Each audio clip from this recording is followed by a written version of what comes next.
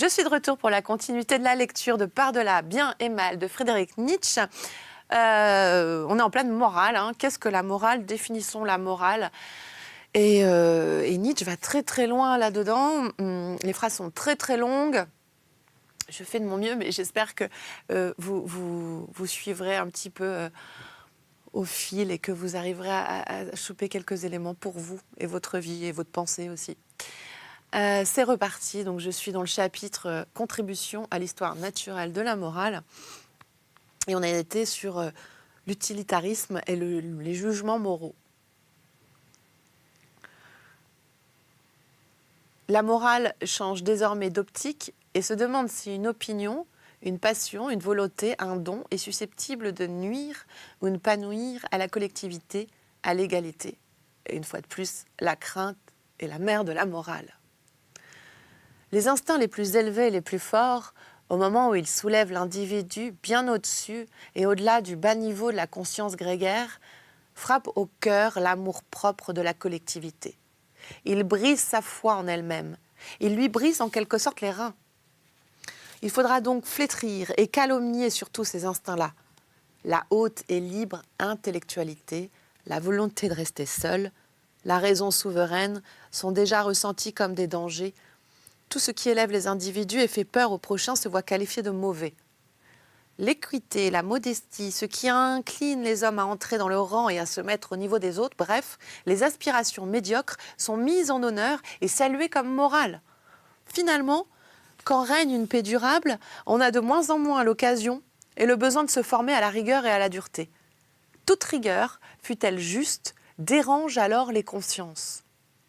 Une haute et dure noblesse d'âme, un sens exigeant de la responsabilité envers soi-même, constitue presque des affronts et suscite la méfiance. L'agneau, mieux encore le mouton, gagne en considération.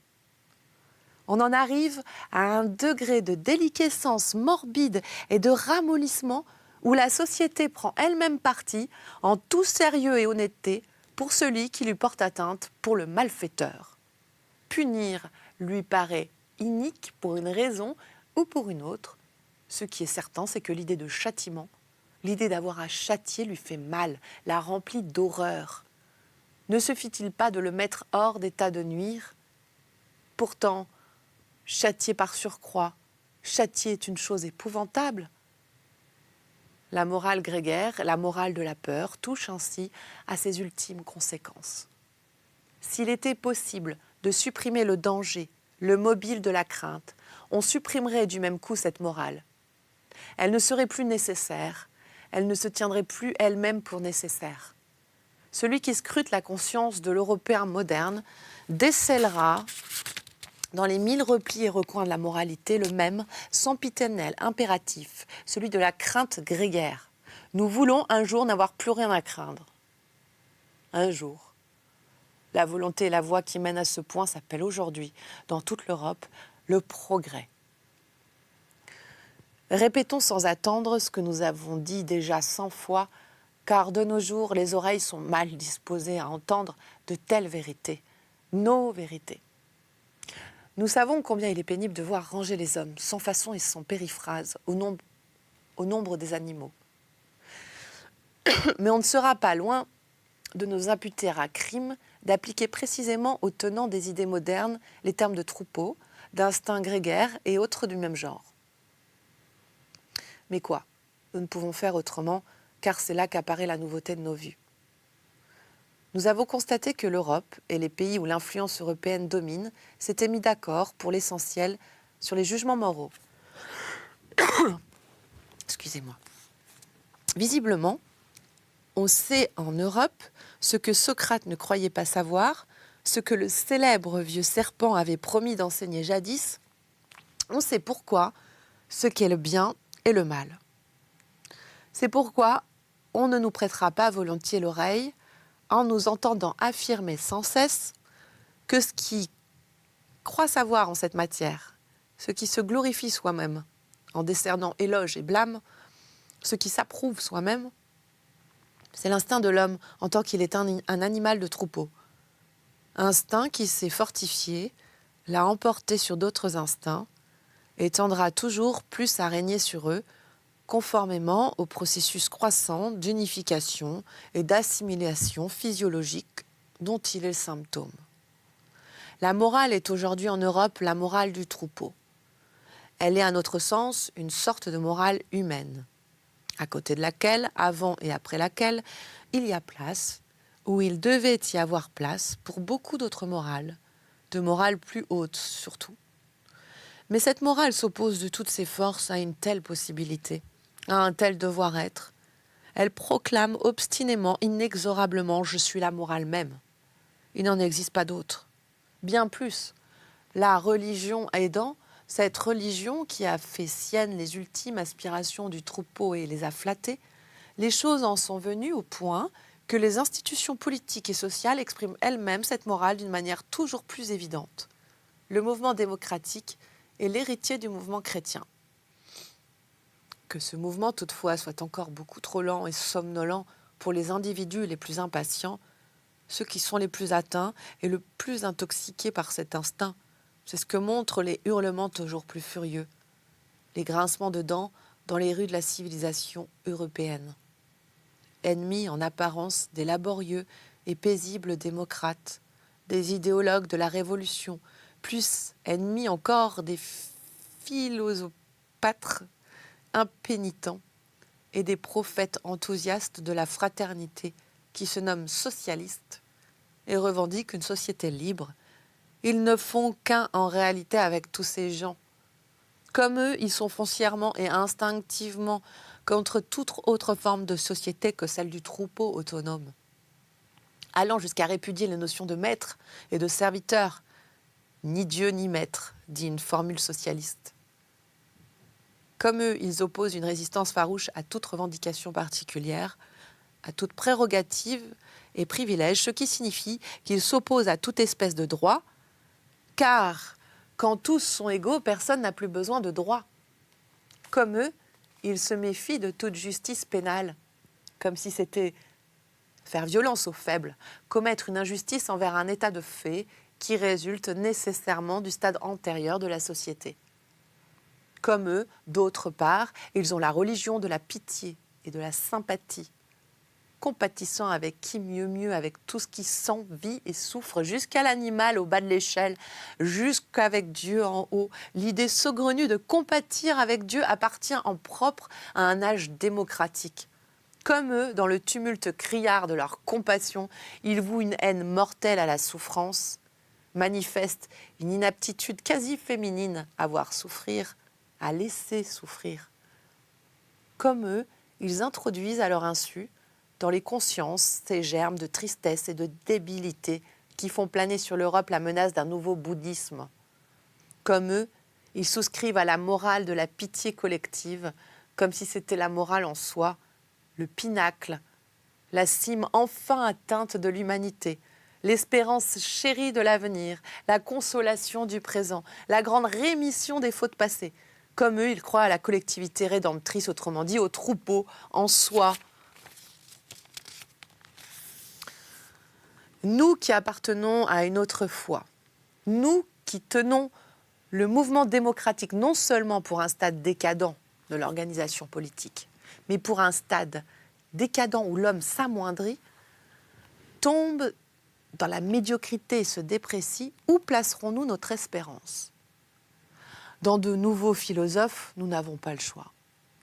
Dans des esprits assez vigoureux et intacts pour amorcer l'avènement de valeurs opposées, pour réévaluer et renverser les valeurs éternelles, dans des précurseurs, des hommes de l'avenir, capables de river le temps présent à la chaîne qui contraindra les volontés des millénaires à s'engager dans des nouvelles voies.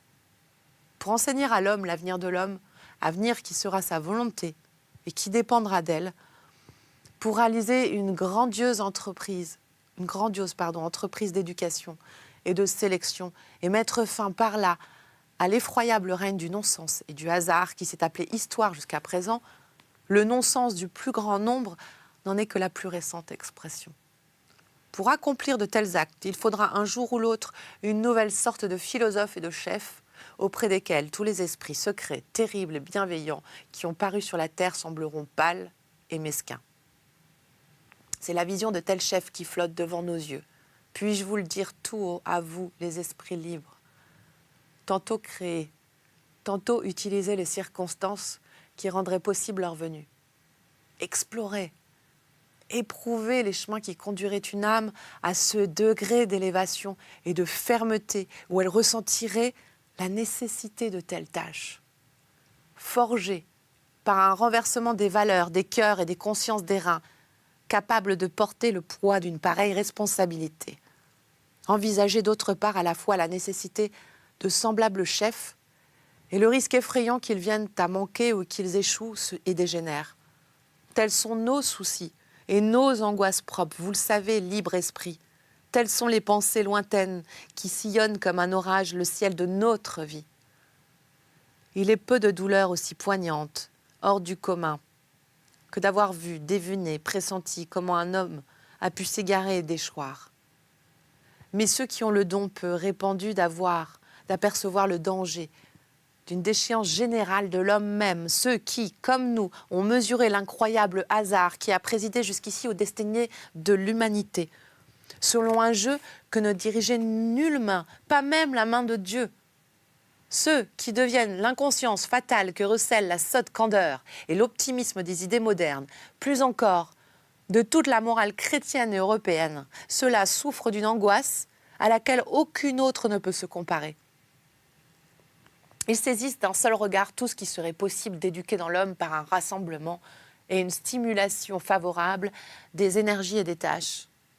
Ils savent que l'homme n'a pas encore épuisé ses possibilités les plus hautes et que le type homme s'est déjà plusieurs fois trouvé à la croisée des chemins, face à des décisions pleines d'incertitudes. Ils savent mieux encore, par leurs plus douloureux souvenirs, que des contingences misérables ont habituellement brisé et anéanti jusqu'ici un être riche d'avenir et de premier ordre.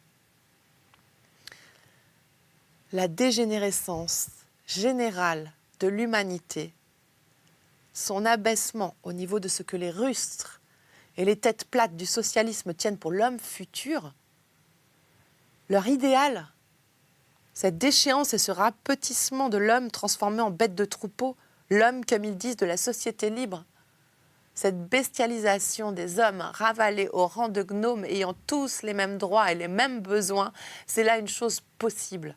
Nous ne pouvons en douter. Quiconque a pensé jusqu'au bout cette possibilité connaît un dégoût de plus que les autres hommes et peut-être aussi une tâche nouvelle. Je passe à la 6e partie, nous, les savants. Au risque de moraliser et de prouver une fois de plus que celui qui moralise ne fait en somme, comme le dit Balzac, que montrer ses plaies sans pudeur, je me hasarderai à protester contre un bouleversement qui tend à s'établir dans le monde intellectuel, bouleversement qui modifie insensiblement la place respective de la philosophie et de la science. L'expérience seule, et qui dit expérience ne dit-il pas mauvaise expérience, confère le droit d'émettre un avis sur cette importante question de présence. Sinon, on risque d'en parler comme les aveugles des couleurs et de prendre parti contre la science à la manière des femmes et des artistes. Ah, cette maudite science, j'ai mis leur instinct ou leur pudeur. Elle voit toujours l'envers des choses. La déclaration d'indépendance de l'homme de science, son affranchissement de la philosophie, est une conséquence indirecte de la pensée démocratique et de ses prétentions.